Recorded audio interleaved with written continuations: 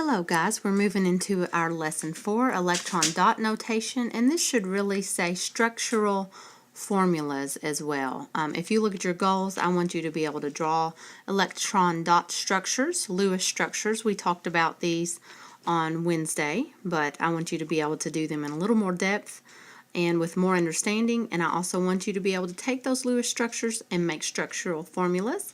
And also on your quiz, you will need to understand or recall the definitions for isomer and resonance structures. Okay, you want to start your notes at section 4.5, electron dot notation. And it looks like I may have already had that filled in for you, but it's when a covalent bond formation usually only involves the outer energy shell or valence electrons. And to keep track of these electrons, it is helpful to use electron dot notation. And notice here, my page has got a little bit different than yours, but remember the inner shell electrons are not shown. So when you write that element symbol, in this case where they're just showing you some potential ones, and then the specific ones over here, when you write that element symbol, it includes in that symbol all of the inner electrons so that you're only focused on the valence ones on the outside. Okay, take a quick look at our little table here. When you have an X like that, it's just basically saying anything with one electron. So it could be anything in the first column that that's talking about. Whereas down here, if you see something that says what kind of or what elements could this configuration be? Well, since it's just an X, an unknown, but it has 2, 4, 6, 8 valence, then that could be anything in column 18. Okay, don't forget, I don't know if it'll let me make this bigger or not. Here we go. Don't forget, when you are talking about valence, one of the most important things is to be able to count it. If you're in the first column, 1 valence electron. Second column, 2. We're skipping these for now. We're picking up over here with 3, 4, 5, 6, 7, 8. You should have that down by now without even having to think about it. But just in case, I wanted to go over it one more time. And just remember, it's like you just ignore the 1 on the front once you get over here. You take away 10, however you want to look at it. So again, this is review. Sodium, since it is in the first column, it has 1 valence electron, therefore 1 dot. Magnesium, second column, right here, so 2 dots. Boron is in the 13th column, so it has 3 electrons, so 3 Lewis dot, 3 valence electrons, excuse me. Carbon is in the 14th, so 4 valence. And nitrogen is right here in the 15th, so 5 valence. Now you will see people start and finish their Lewis dot notations different ways. I was taught to start at the top and go 1, 2, 3, 4, 5 and come back around.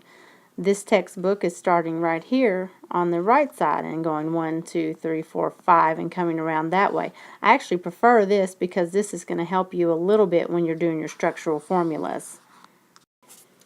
We talked about this when we played the puzzle game, but let's go on and get our notes down so you have some good rules to take with you. When electron dot notations, we're right here, are used to represent molecules, it's known as a Lewis structure formula, in which atomic symbols represent, and I'm going to abbreviate, represent nuclei and inner shell electrons. Number 2, the dot pairs or dashes between 2 atomic symbols represent electron pairs. Electron pairs, covalently bonded. Covalently bonded. And dots next to only one atomic symbol represent unshared electrons. They can be lone electrons or they can also be unbonded pairs.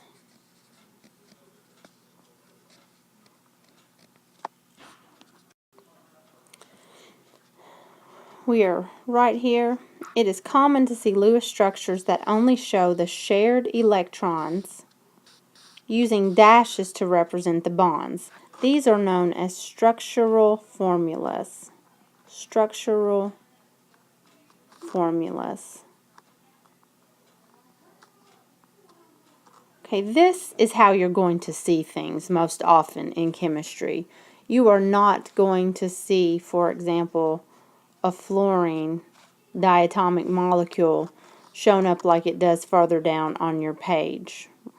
It's not going to show all of the unbonded pairs like this. If you're looking at anything, medical data or anything that's a scientific publication, you're only going to see the actual structure. Okay, I just wanted to drag something in here that shows you an actual structural formula. You're not going to recognize this, but I'm sure you've taken it. Okay, this is ibuprofen. You will notice if you're taking any medicine or get any of those inserts anytime, you're always going to actually have the chemical structure. They will have the structural formula of whatever it is you're taking, and it will show double bonds, single bonds, functional groups, which is what these are called, so that you can see exactly what your items are, but you are not going to see it with all of the electron pairs that are unbonded around it.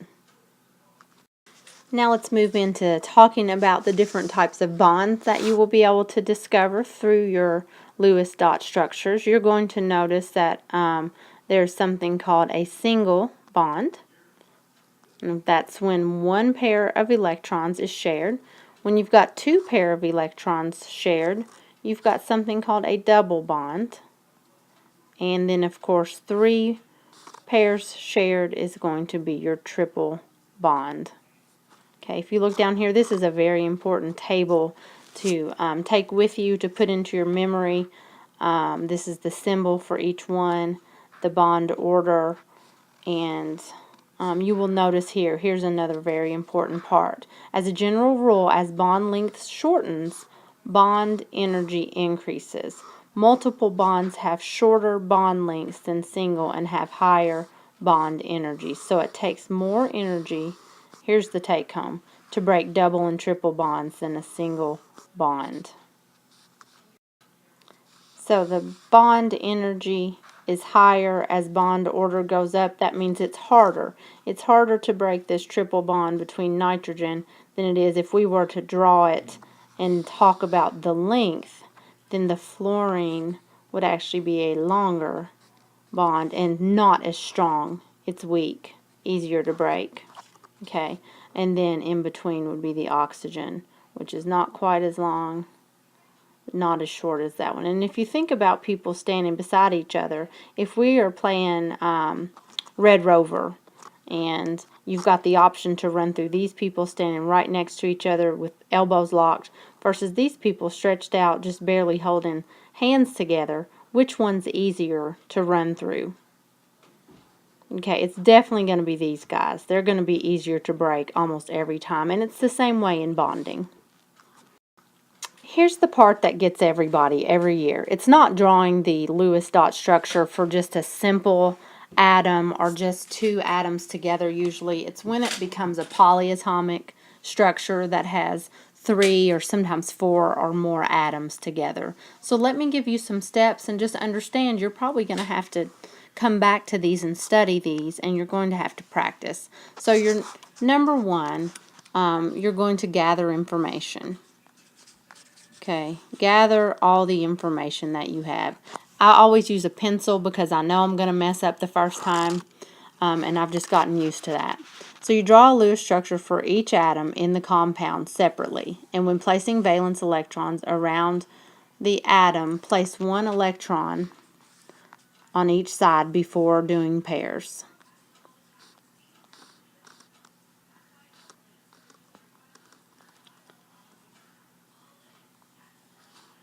Before pairing. Okay, you should be good at that. That's just drawing them by themselves. Then you determine the total number of valence electrons in the entire compound. Number 2, now you're going to start arranging the atoms. Okay, the atoms. So you're going to arrange the Lewis structure to show how the atoms bond in the molecule. Halogen and hydrogen atoms often bind to only one other atom and are usually at the end of the molecule. Okay, this is important when you're trying to get these all lined up.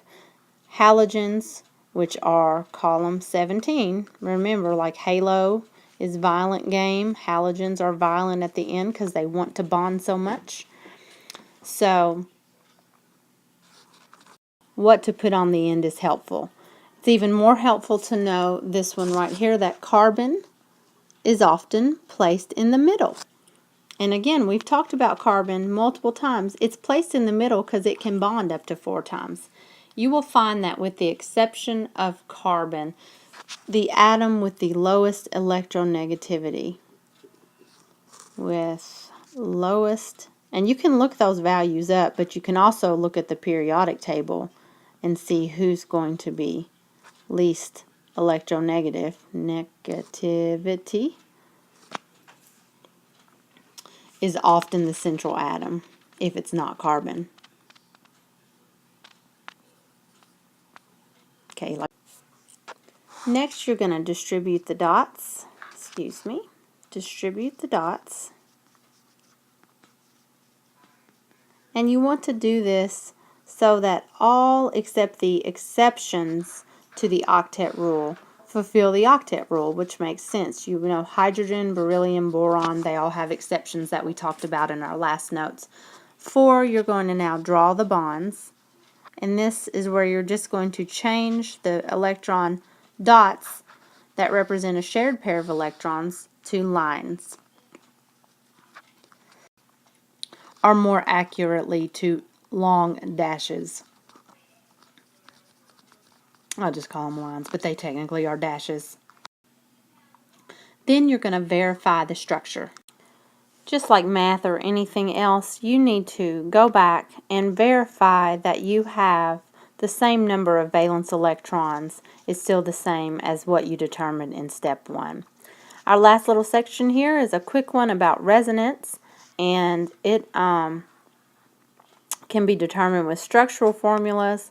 They are useful in discerning the difference between 2 isomers. You will need to know what this word means. 2 isomers, which are just compounds with the same formula, for example, O3, but a different arrangement of atoms. And this may not be as obvious when you're looking at this, but what this is saying is you've got 3 oxygen, and you can have the double bond either on oxygen 2 and 3, or you can have the double bond on oxygens 1 and 2. That's all that an isomer is, and it is shown by this thing called a resonance structure. Resonance structure.